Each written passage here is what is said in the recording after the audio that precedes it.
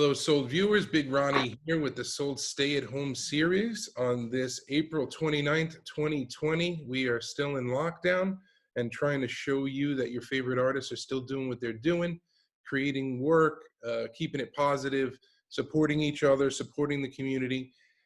Please consider supporting Sold, patreon.com/Sold Magazine. We have a couple of options there.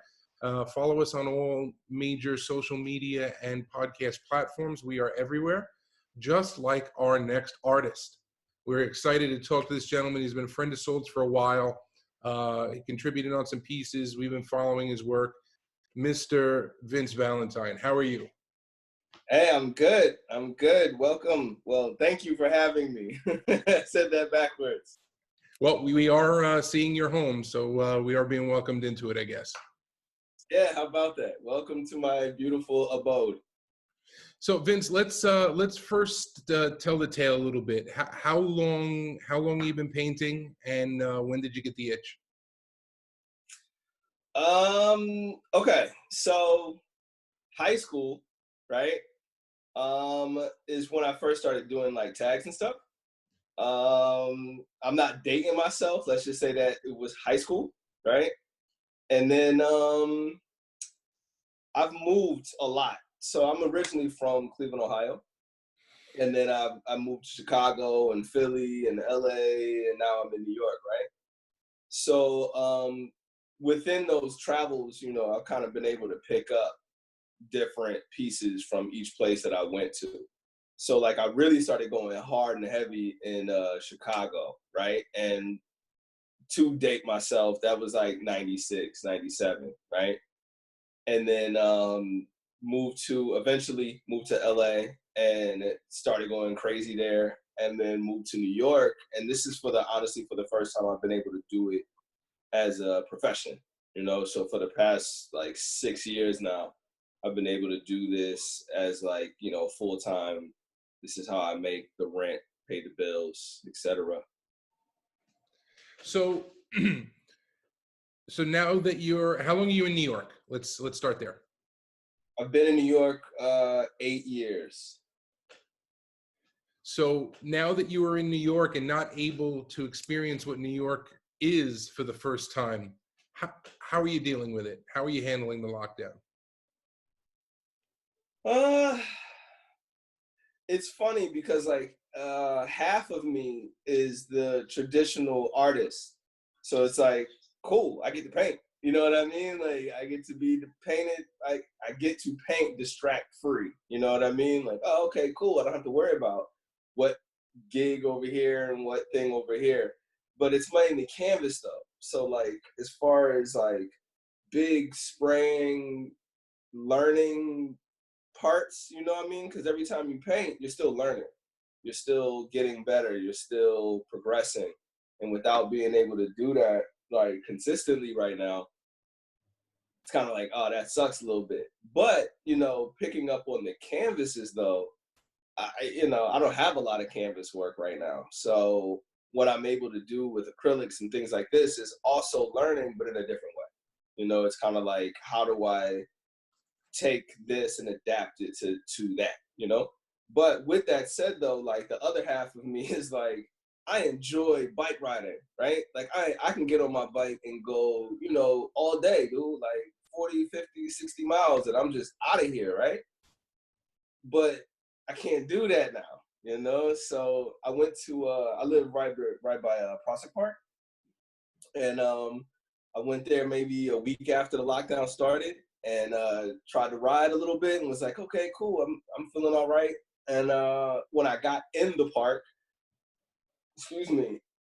it was way too many people, dogs. I was like, yo, and there's nothing but like people running and screaming and riding past you and everything. I'm like, yeah, this ain't 6 feet. So I'm gonna go ahead and take this one lap and get up out of here, So it's kind of a gift and a curse at the same time. I have been doing a lot of learning. I made some bread. You know what I mean? I'm a bread maker now. So I can say that. I've learned a few things. I haven't learned a new language yet, but I'm getting there. So are you normally a cook in the house? Do you like to cook? I do, but it's weird though because I only have like 5 or 6 things I know how to make. You know what I mean? So it's like I make those 5 or 6 things like well. Like my taco game is on Smash, all right. But like I forgot what it's even called, man. It's like chicken panko or something like this. It's like where you like beat the hell out of the chicken and you like lightly fry it with oh god, what was the herb? It was like parsley, I think it was. It was a real ill herb, but it was delicious though. You know what I mean? It was light and refreshing. See, I love cooking at home, and I'm a firm believer that I can hook up a chop on a stovetop, steaks, no problem. Stir fry Yeah, it off, wok it up, anything. You just mix vegetable protein and some spices, and you're usually good to go. yeah. Uh, how about what you're listening to at home? Honestly, my SoundCloud is so rando right now. Like, I just kind of put it on every now and then. Like, I'll hit the like button so I can have my own little likes and my own little playlist or whatever. Hmm. Let's say, like in particular, the new RJ D2. I got that, and I love this. I got there was the J Electronica. I actually like that one a lot. Still back. I could not listen to that. Really? It was just too all over the place, too many weird noises. It just was not for me. You know what's funny is like I don't listen to whole albums anymore. You know what I mean? Like I only pick out what I like. So like there's maybe about 3 or 4 JLX songs that I'm like, oh okay, cool. The rest I really honestly can't tolerate. But it's like my go-to though, like my all just when it all the chips are down, Hiatus Coyote, man.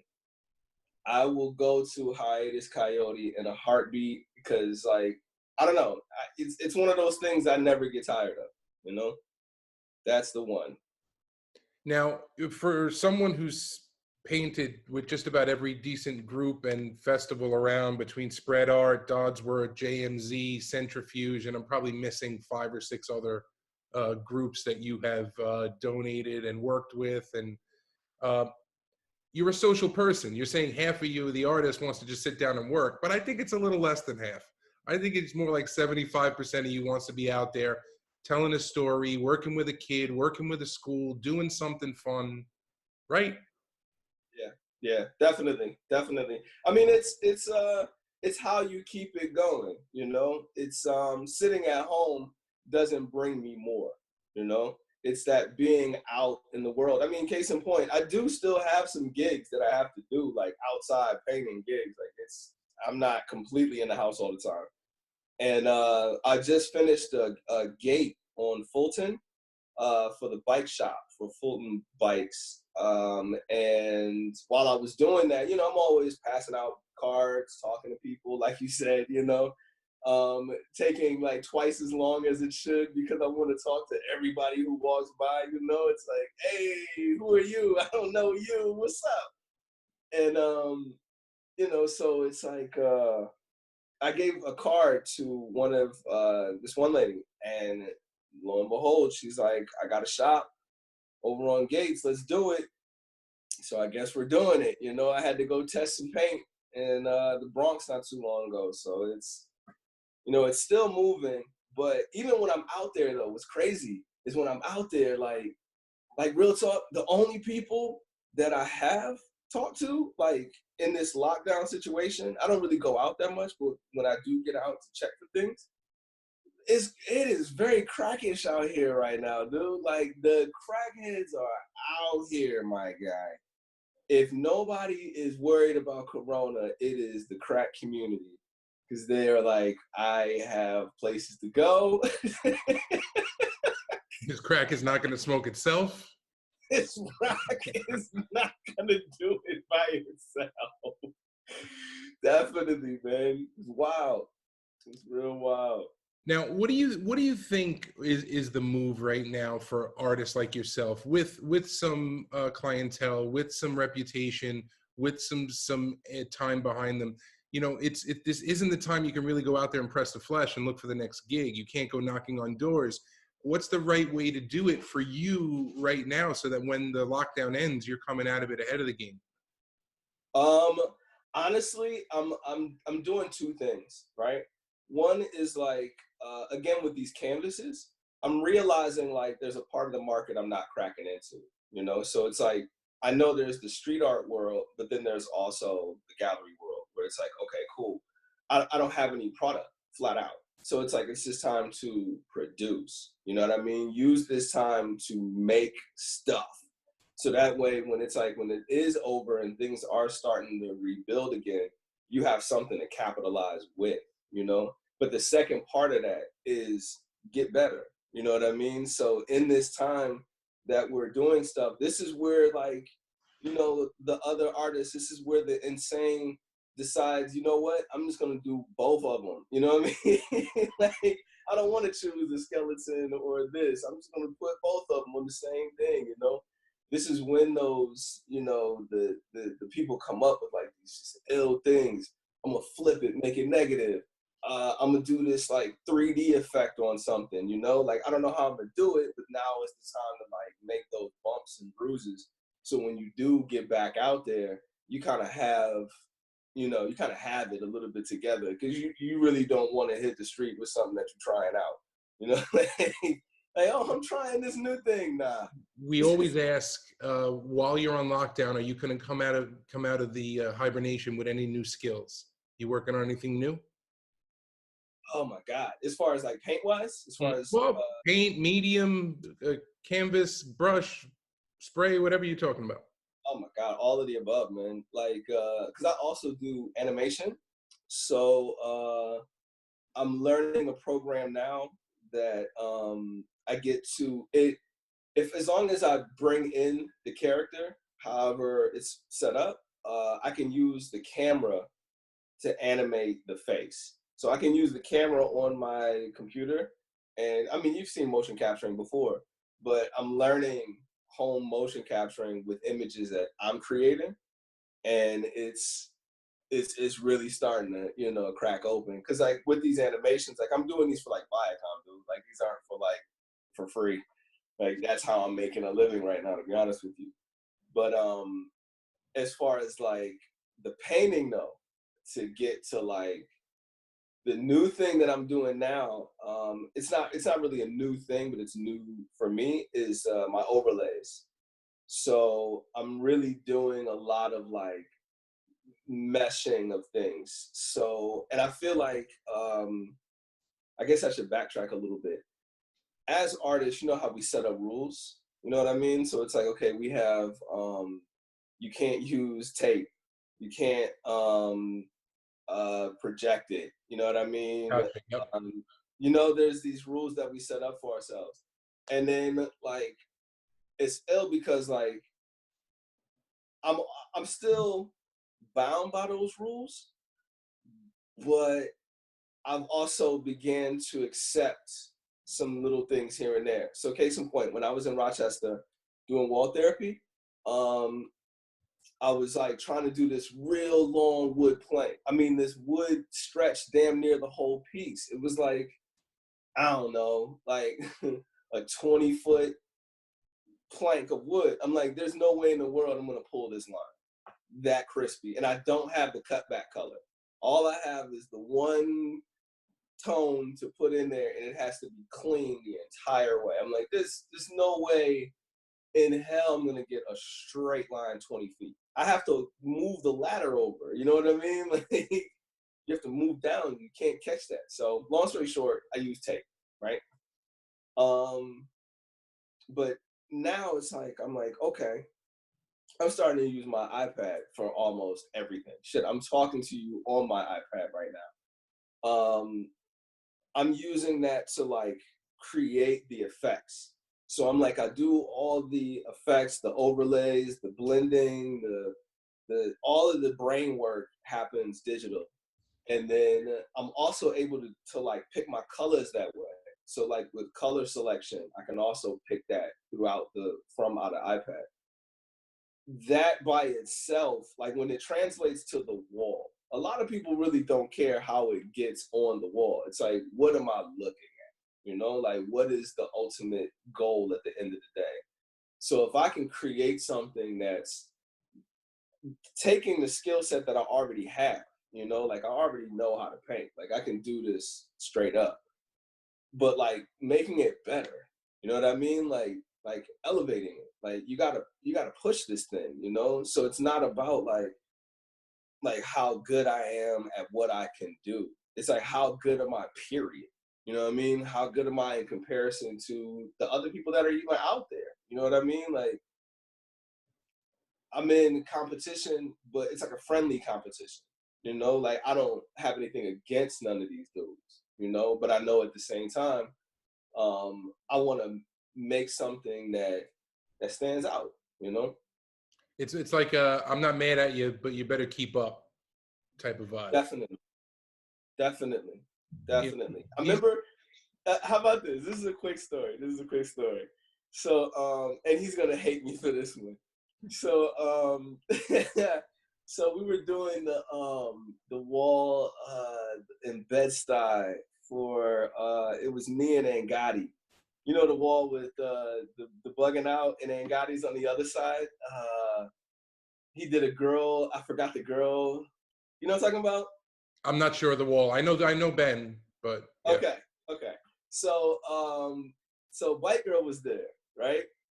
And she she was like, okay, you better watch out. You know, you're painting next to Ben. Now, mind you, though, this is when I had just learned some things, right? So like, I had stepped my game all the way up, but at this point, so she was like, you better watch out. You know, Ben's coming. I was like, Ben better watch out for me, son. You know what I mean? So then it was dope because then it was like, you know, a friendly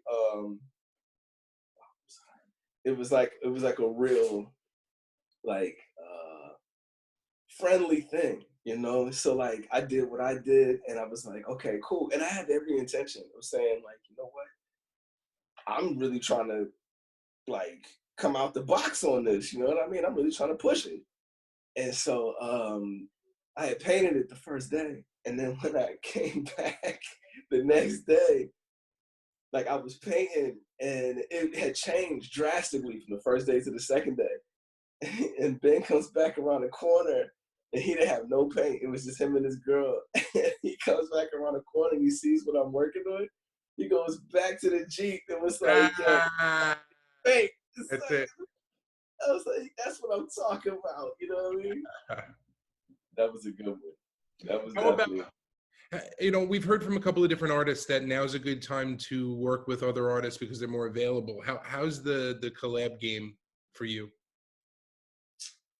Um, honestly, it's funny because like when it comes to like working on pieces, I don't do much collaboration yet. But when it comes to like maybe like strategizing some things, you know, like how can we put a show together? Where can we get where are these festivals? What are the next opportunities? You know what I mean? That's where I'm at with kind of like other artists because then it allows me to work with artists from different like genres. You know, I can work with these gallery folks and I can work with these street folks and I can even to keep it a buck, like I've been working with a lot of like international things, you know. So I literally just got back from Ethiopia like a month ago. So I've been kind of still staying in touch with those folks and I got people in Germany. So I'm like, it's like how do we use these pieces to actually make something with it, you know? How do we make something with this that we have so far? I wish I could say like I had some names of somebody that I was working with, but right now it's kind of just up in the air, see what lands.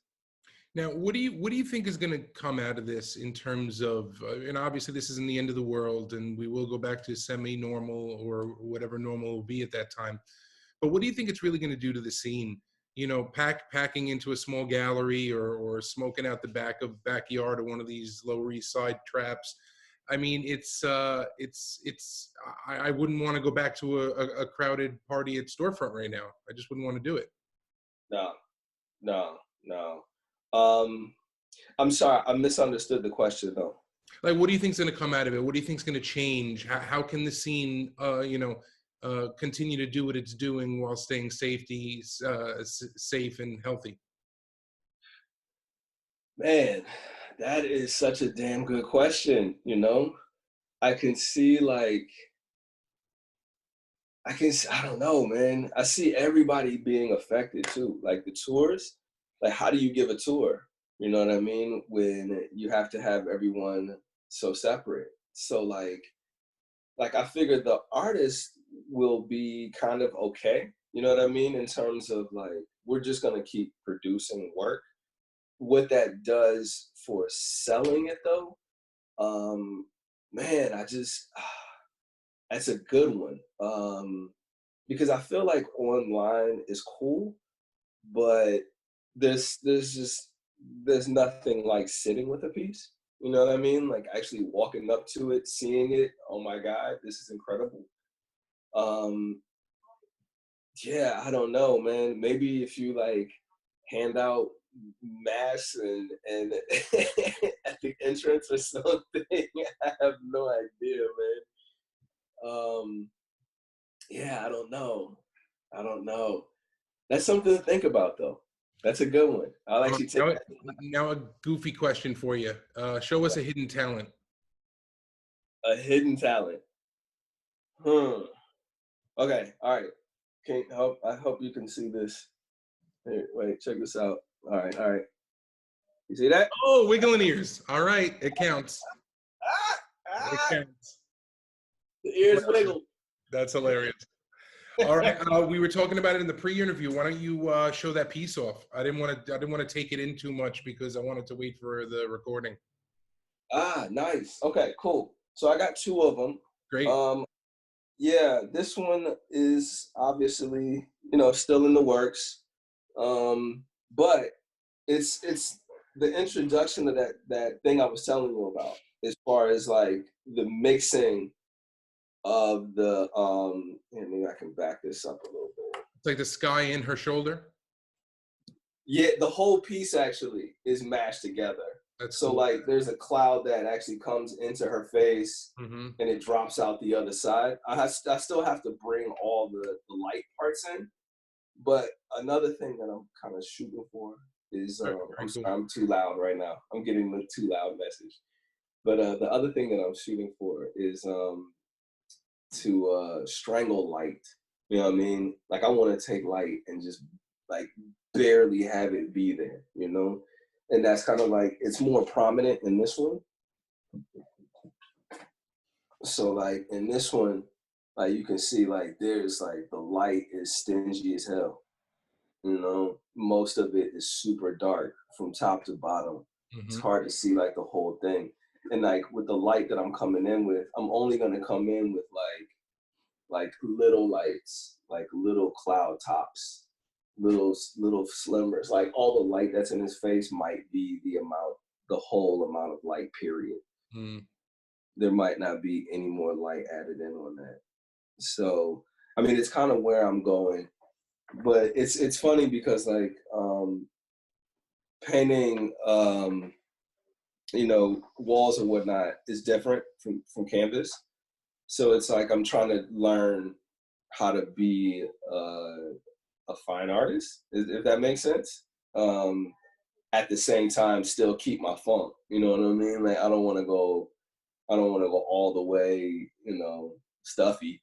Like nobody nobody wants that. All right, I just got the call. Director's making a movie about your life. Who's Yeah. playing you? What actor? Who's playing me in my story? Yep. Uh, hmm. Okay. If it was real quick, it would have to be um what sucks is like, how you're supposed to say the first thing that comes into your brain or whatever. Who was And it? it was like the first one was Kevin Hart, and I was like, nah, Oh, nah, I don't want that at all. I'm like The Rock, you know what I mean? I want Dwayne The Rock Johnson to be me, and then I'm like, nah, realistically, at the end of the day, It would be sheesh. I could see Michael B. Jordan pulling you off. You know who I actually like? That's a good one. But you know who I actually like is I'm gonna mess his name up. Mahasala Ali. Mahershala Ali, yeah. Mahershala Ali, Yep. yeah. I don't know. Like. I don't know if your life story would be so dramatic as to attract him. You're going to be pulling a little more whimsical of a story. I'm not sure it's going to be an Oscar buzz movie, but Right. Yeah, it'll do well in the box office. But it would definitely be more balls out than Green Book. a little bit. Vince, thank you very much for your time today, buddy. You were, as always, a lot of fun to talk to. We appreciate it. It's good to see you still smiling. Good to see you still working and moving on things. And any words for our viewers as we're locked down from you? Keep creating. Keep making stuff. I used this analogy before, and I'll use it again. Whenever they talk about diamonds, right? They talk about how diamonds and they come out of the rough, right? Diamonds in the rough. Mm-hmm. So with that analogy, everyone talks about how a diamond is flawless. Oh, this diamond is precious. This diamond is whatever, right? But nobody gives credit to the rough. You know, everyone loves the pearl. Nobody gives a damn about the oyster. With that being said, is like, be the oyster, be the rock, you know, be that thing that is creating those things that people cherish on the other end. You know, you're a rough. That's what you do. Keep doing you. I want to draw a picture of an oyster with wiggling ears. A real rough one. Yeah. All right, Vince, let everybody know where they can find you online, where your website and hashtags are. All right, bet. All right, you can go to vballentine.com. You can go to, you can at me at vballentine99. And if you're really serious, you can go vballentine99 at gmail. Thank you very much again, brother. Good to see you, and I'll see you out there. We are sold out with Vince Ballentine.